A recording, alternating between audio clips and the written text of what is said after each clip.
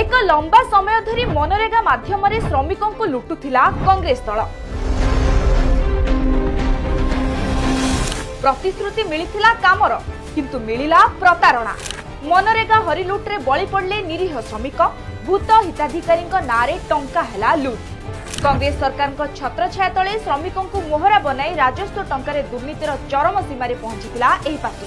केवल एतिकी नुहे, कांग्रेस सरकार अमल 8 ରୁ 12% मुद्रास्फीति जोगु श्रमिकों मजूरी कमी जाउथिला।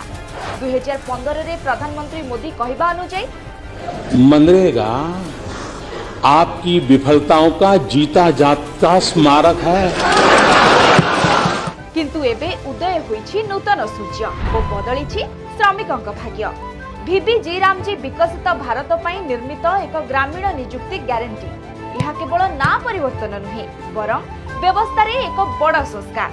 125 दिन रोजगार ग्यारंटी सह वीबी जी रामजी माध्यम विकसित भारत 2047 लक्ष्य को साकार करिवार दृढ़ संकल्प नहीं बीजेपी सरकार।